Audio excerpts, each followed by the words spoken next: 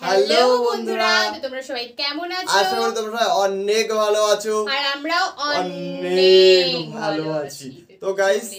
তো guys thumbnail দেখে তোমরা বুঝতে পারছো আজকে মানে খুব একটা অন্য ধরনের ইউনিক ধরনের একটা ভিডিও নিয়ে চলে আসি। মানে গরমের শুরুতে একদম গরম খবর নিয়ে চলে আসি, যেখানে শেখ হাসিনা আছে গাইস। মানে এরকম একটা মানে এন্টারটেইনমেন্ট ঘটনা শুনলে মানুষের মানে ভেতর থেকে মানে এমনি গরম উঠলে উঠবে। অবশ্যই। তো এখনো পর্যন্ত যারা চ্যানেলটাকে সাবস্ক্রাইব করনি, প্লিজ গাইস সাবস্ক্রাইব করে দাও। যারা সাবস্ক্রাইব করেছো গাইস সত্যি মনের থেকে বলছি অনেক ধন্যবাদ তাদেরকে। তো যেটা বলছিলাম মানে গরম লাগার যে ব্যাপারটা, গরমকালে গরম লাগবে এটা স্বাভাবিক, কিন্তু রাজনৈতিক কোনো ব্যাপার নিয়ে যদি গরম লাগে সেটা একটু বেশি গরম হয়ে যায় গাইস। মানে এখান থেকে ঘাম ঝরলেও সেটা মনে হয় না যেটা ঘাম গাইস, এটা মনে হয় অন্য কিছু গাইস। কুল আর গাইস আমাদের দেশে তো বুঝতে পারছো গাইস, এখন শেখ হাসিনাকে নিয়ে আবার উত্তর আরম্ভ হয়ে গেছে অলরেডি। তোমরা শেখ হাসিনা সম্পর্কে মানে বিভিন্ন মানে যে মতবিরোধ হয়েছিল, যে কথাবার্তা হয়েছিল সমস্ত কিছুই জানো। আর সবচেয়ে মোস্ট ইম্পর্টেন্ট কথা হচ্ছে তোমাদের রিকোয়েস্টের কিন্তু ভিডিওটা, কারণ তোমরা সবাই আমাদেরকে এতটা সাপোর্ট করেছো রাজনৈতিক ভিডিও আপলোড করতে বানাতে, তো তার জন্য আজকে রাজনৈতিক উপরে একটা ভিডিও নিয়ে চলে আসলাম। আর এই ভিডিওতে গাইস কে আছে? আমাদের ইন্ডিয়ার মোদি সরকার আছে, বাংলাদেশের ডক্টর ইউনূস আছে, আর প্রাক্তন প্রধানমন্ত্রী শেখ হাসিনা যে পলাতক হয়ে গেছিল অবশ্যই সেও আছে।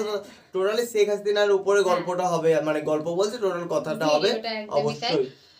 তো সমস্তটা কিন্তু শুধুমাত্র তোমাদের জন্য, মানে তোমরা আমাদেরকে এটুকুনি মানে আশ্বাস দিয়েছো যে না তোমরা ভিডিওগুলো বানাও, অলমোস্ট খুব ভালো হবে। তো আমরা রেসপন্সটা এত ভালো পেয়েছি যে আমরা বানাতে খুবই এন্টারটেইনমেন্ট হয়ে গেছে। আমি এন্টারটেইনমেন্ট হয়ে গেছি, না ও কতটা এন্টারটেইনমেন্ট আমি হয়েছি। কারণ আমি এতদিন ছোটবেলা থেকে দেখে আসছি বড়রা শুধু রাজনৈতিক বিষয় নিয়ে ভীষণ মতভেদ করে, ভীষণ কথা বলে। আমি শুধু ভাবতাম যে কি বলছে, তো আজকে আমি ওইসব নিয়ে আর কি আছি। তো আমাদের মেইন ভিডিও ডেসক্রিপশনে চলে আসবে, প্লিজ গাইস তোমরা চেক আউট করে নাও। তো চলো গাইস বেশি কথা না বলে আজকে টাইটেলটি গাইস আগে দেখে নেওয়া যাক। তো বলছে বুবু হাসিনার খেলা এবার শেষ, মানে বুবু হাসিনার খেলা এবার শেষ। তো গাইস একটা কথা বলবো গাইস, যারা এখনো গাইস আমাদের চ্যানেলটাকে সাবস্ক্রাইব করোনি প্লিজ গাইস সাবস্ক্রাইব করে দাও। তো চলো গাইস বেশি কথা না বলে আজকের ভিডিওটি শুরু করা যাক।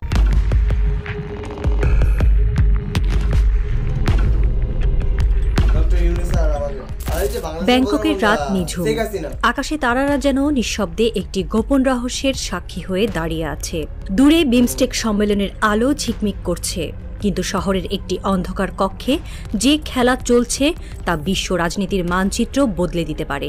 দরজার ওপারে দুটি চোখ একে অপরের দিকে তাকিয়ে, একজন ভারতের ক্ষমতাধর প্রধানমন্ত্রী নরেন্দ্র মোদী, যার হাতে দক্ষিণ এশিয়ার ভাগ্য ঝুলছে, অপরজন বাংলাদেশের প্রধান উপদেষ্টা ডক্টর মোহাম্মদ ইউনূস, যিনি একদিন অসম্মানের শিকার হয়েছিলেন, কিন্তু আজ তিনি একটি জাতির আশার প্রতীক। এই মিলনের পেছনে একটি নাম অদৃশ্য ছায়ার মতো ঘুরছে, শেখ হাসিনা। একদিন তিনি ভেবেছিলেন ভারত তার পক্ষে চিরকাল থাকবে। তার আওয়ামী লীগের স্বপ্ন ছিল অটুট, ভারতের সমর্থনে তিনি আবার ক্ষমতার মসনদে ফিরবেন। কিন্তু রাজনীতি কোনো ব্যক্তি প্রেম নয়, এটি নিরেট পেশাদারিত্বের খেলা। আর এই খেলায় একটি পলকে সম্পর্ক বদলে যায়। ব্যাংককের এই গোপন কক্ষে যে ফুটেজ ধরা পড়েছে তা যেন সেই কথার জীবন্ত প্রমাণ। শেখ হাসিনার জন্য বার্তা স্পষ্ট, গেম ওভার। তার নির্বাসনের দিনগুলো এখন শুধু সময়ের অপেক্ষা, আর ভারতের দরজা তার জন্য বন্ধ হয়ে গেছে। এই রাতে একটি নতুন জোটের জন্ম হচ্ছে, আর পুরনো মিত্রতার সমাধি তৈরি হচ্ছে। ব্যাংককের বিমস্টেক সম্মেলনের সাইডলাইনে মোদি ও ইউনূসের এই দ্বিপাক্ষিক বৈঠক কেবল কূটনৈতিক আলাপ নয়, এটি ছিল একটি রাজনৈতিক থ্রিলারের প্রথম দৃশ্য। প্রধান উপদেষ্টার প্রেস সচিব শফিকুল আলম ফেসবুকে এই বৈঠকের বিস্তারিত তুলে ধরে লিখেছেন, মোদি ডক্টর ইউনূসের প্রতি গভীর শ্রদ্ধা প্রকাশ করেছেন, তার কাজের প্রশংসা করেছেন, কিন্তু আলোচনার একটি মুহূর্ত সবাইকে চমকে দিয়েছে। মোদি বলেছেন, শেখ হাসিনার আমলে আমরা আপনার প্রতি তার অসম্মানজনক আচরণ দেখেছি। ভারত এটি পছন্দ করেনি, আমরা আপনাকে সবসময় সম্মান জানিয়েছি। এই কথা শুধু একটি মন্তব্য নয়, এটি একটি ঘোষণা।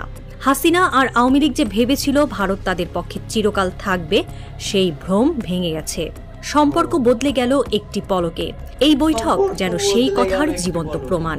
মোদি স্পষ্ট করে দিয়েছেন ভারতের সম্পর্ক বাংলাদেশের জনগণের সঙ্গে, কোনো একক দল বা ব্যক্তির সঙ্গে নয়। শেখ হাসিনার শাসনামলে ডক্টর ইউনূসের প্রতি যে আচরণ করা হয়েছিল তা বাংলাদেশের রাজনৈতিক ইতিহাসে একটি অন্ধকার দাগ।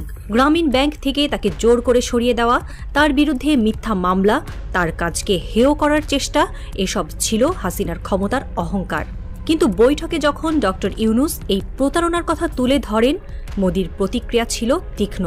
শফিকুল আলম লিখেছেন, মোদি হাসিনার আচরণে অসন্তুষ্টি প্রকাশ করেছেন। এমনকি প্রেস সচিবের পোস্টে একটি ভবিষ্যৎবাণীও রয়েছে, হাসিনাকে একদিন ঢাকায় ফিরিয়ে আনা হবে, আমরা একদিন শতাব্দীর সেরা বিচার দেখব। এই কথার পেছনে রয়েছে একটি ইঙ্গিতপূর্ণ স্পষ্ট বার্তা, ভারত আর হাসিনার পাশে নেই।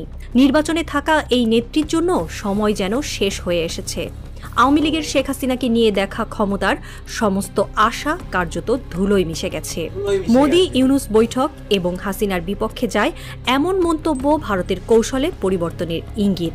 আন্তর্জাতিক সম্পর্ক বিশ্লেষকরা বলছেন, হাসিনা এখন আর ভারতের জন্য ফলদায়ক নয়। ইউনূস সরকারের সাথে তাল মিলিয়ে সামনের দিকে তারা চলতে চায়। যদি কোনো বোঝাপড়া হয় ভবিষ্যতে, ভারত তাদের স্বার্থে হাসিনাকে ইউনূসের কাছে ফেরত দিয়ে দিলেও অবাক হওয়ার থাকবে না। আন্তর্জাতিক রাজনীতিতে শেষ বলে কিছু নেই।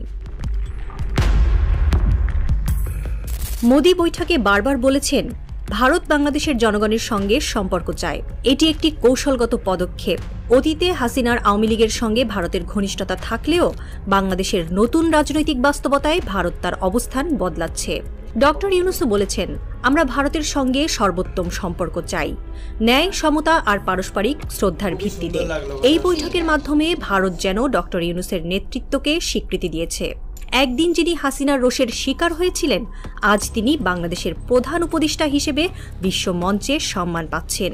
এটি শুধু তার ব্যক্তিগত জয় নয়, বাংলাদেশের জনগণের জয়।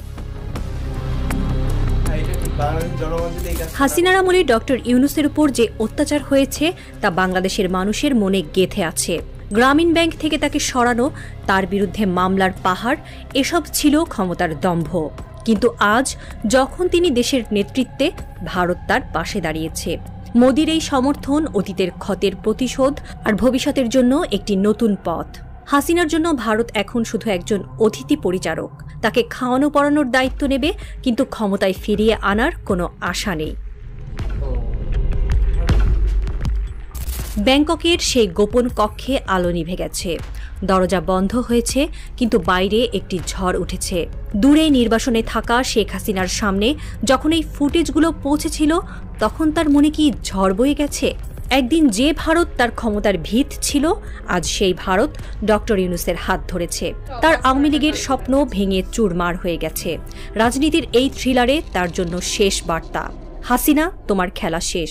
কিন্তু এই গল্প হাসিনার জন্য কি এতটুকুতেই থামছে? ঢাকার রাজপথ স্বৈরাচারের শতাব্দীর শেষ বিচার দেখার অপেক্ষায়। দরজার ওপারে অন্ধকার গাঢ় হচ্ছে, বাইরে একটি ছায়া নড়ে উঠল। শেখ হাসিনা ভারতের কোনো এক অন্ধকার প্রকোষ্ঠে হতাশায় মরসে পড়েছেন।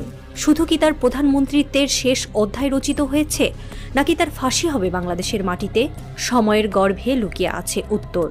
কিন্তু একটা কথা স্পষ্ট, বিমস্টেক সম্মেলনের সেই জাদুকরী রাতে স্বৈরাচারের দাসত্বের যুগ শেষ হয়েছে। ভারতের সামনে মেরুদণ্ড শক্ত করে দাঁড়ানো নতুন নেতার যুগ শুরু হয়েছে।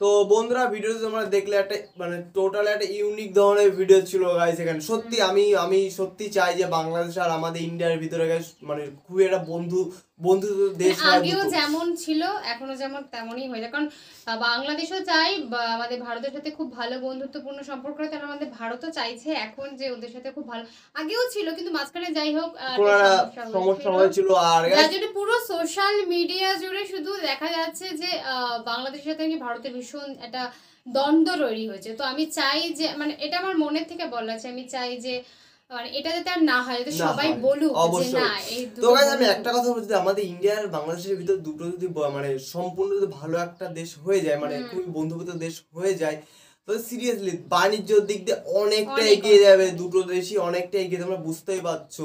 কারণ তোমরা সবাই জানো একমাত্র বাংলাদেশের তিস্তা নদীর উপর দিয়ে কিন্তু বাণিজ্য করতে যেতে পারে। হ্যাঁ গাইস, আর সেটা বাদেও একটা দেশ কিন্তু নির্ভরশীল থাকে আরেকটা দেশের পরে, মানে বাণিজ্যের দিক দিয়ে।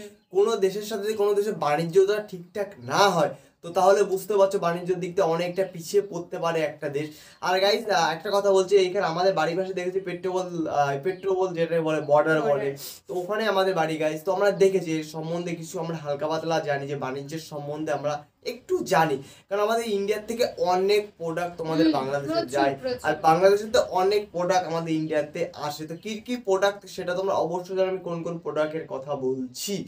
তো একটা কথা বলো, শেখ হাসিনা গেছে তো ভালোই হয়েছে, অনেকটা দেশে উন্নতি হয়েছে, আর ডক্টর ইউনূসকে অনেকটা কষ্ট দিয়েছে, সে এটা ভুল মামলাতে জড়িয়ে দিয়েছিল, সেটা বুঝতে পারছো। আর আমার মানে এটা আমার মতভেদ, মানে এটা আমার কথা, সেটা হচ্ছে যে জীবনে হয়তো উনি ওই পর্যায়ে যদি না যেত তাহলে হয়তো বা আজকে এত বড় অ্যাচিভমেন্ট সে পেতো না। তো গাইস তোমরা ভালো করে জানো আমাদের ইন্ডিয়ার প্রধানমন্ত্রী যে আমাদের নরেন্দ্র দামোদর যে, সে কিন্তু গাইস আগে একটা স্টেশনে গাইস কি বিক্রি করতো, চা বিক্রি করতো, সে আস্তে আস্তে নিজেকে তৈরি করে অপমান সহ্য করে নিজেকে তৈরি করে আজকে সে কতটা লেভেলে চলে গেছে, বুঝতে পারছো তো গাইস।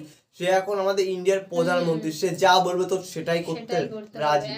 তো আমাদের ইউনিসের সাথেও এরকমই একটা মানে এরকমই একটা ঘটনা তো ঘটেছিল, তাকে মিথ্যে মামলা দিয়ে যাও কথা বলতে বুঝতে পারতে প্রবলেম হচ্ছে।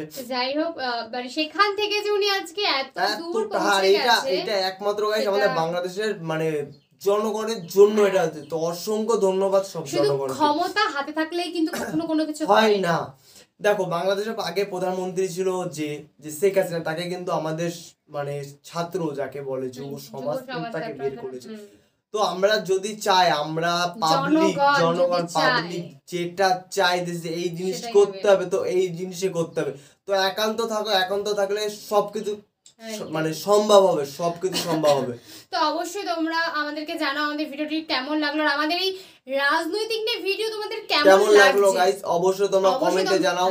তোমরা যদি ভুলবার যদি মানে বুঝতে পারছো, তোমরা যদি আমাদের পাশে থাকো তো এরকম অমাইক লেভেলে গাইস ভিডিও নিয়ে গাইস তোমাদের সাথে আমরা আবার চলে আসবো। আমরা আজকে যে ভিডিওটা তোমাদের সাথে শেয়ার করলাম, ভিডিওটি কিন্তু অনেকে হয়তো এখনো দেখেনি কিংবা অনেকে এই সম্পর্কে জানে না।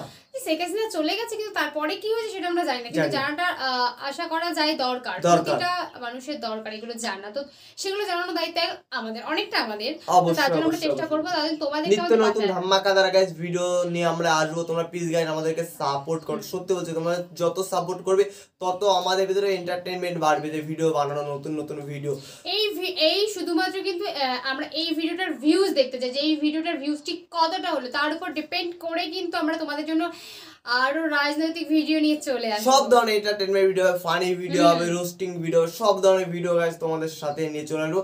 তো চলো গাইস নেক্সট কোন ধামাকাদার ভিডিওতে গাইস তোমাদের সাথে আবার দেখা হবে। আজকের মতন এখানেই টাটা।